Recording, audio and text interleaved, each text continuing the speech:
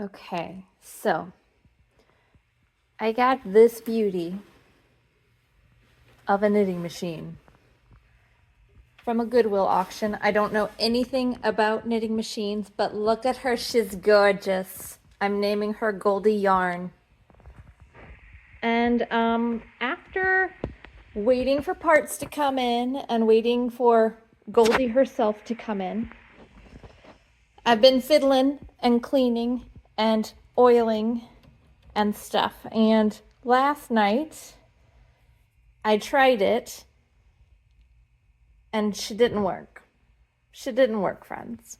So I had a brainwave in the shower, and I've since fiddled with her again. You like my little workshop area, isn't it so tidy?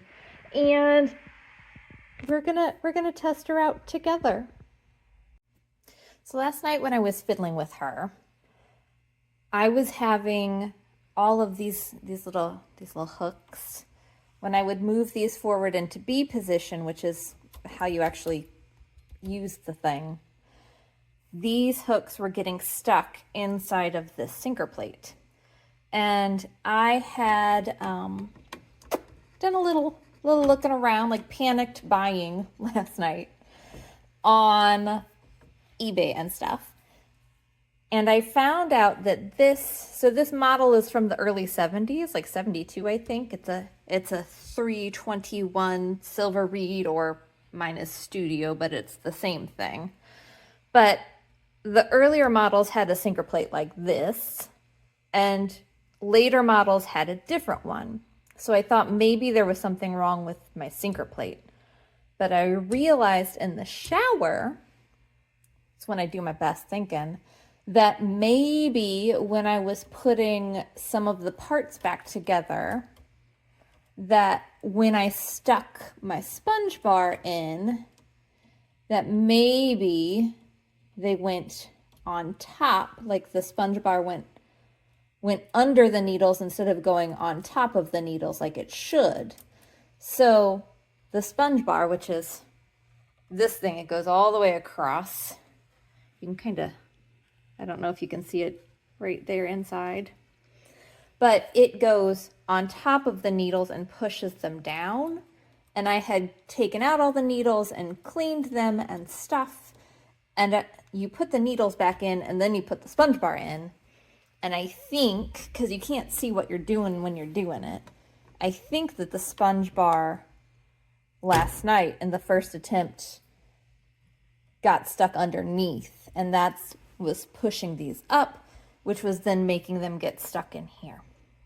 So we're going to try this out, and either this will work and I'll be happy, or this won't work and I'll have to try and order that other sinker plate and cross my fingers there, because I've already, spent money on this, and I've already decided that I'm going to like this, and I've already decided to buy a ribber on eBay, and it hasn't come in the mail yet, so who knows? All right, let's test. Okay, so we're testing. So I pulled up my handle. Okay. So we're on levers forward, levers to the triangle, this guy in the middle. I should actually unhook this just in case it does get stuck.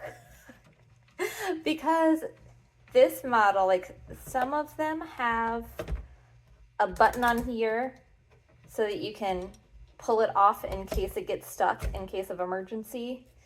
And this model does not. And if you do get stuck, it's apparently a very bad thing. So let me take this off. This was the part that was getting stuck.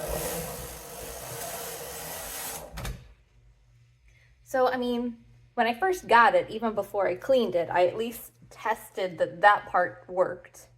And I replaced, I cleaned out all this. I removed all the needles. I cleaned them as per a 1987 looking VHS YouTube upload. So fingers crossed this will work. I really hope so. this on, I've got all my needles at B so that it will make them, when the carriage goes over, it should make them all kind of move all the way out so that if they were going to get stuck in the sinker plate, we'll see it because it will get stuck in the sinker plate. Okay, am I on?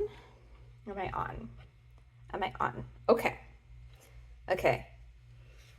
Cross your fingers. It's not the end of the world if it doesn't work.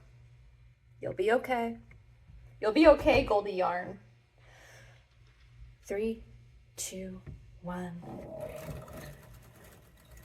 It's not stuck. It's not stuck. Yes. Okay. So. Okay. I guess my next step is I'm gonna haul this upstairs and clamp it so I can test that my yarn mast works. I've got some skinny yarn to test out, so it should be all right. And then I might be making stuff. I'm so excited. Okay, bye.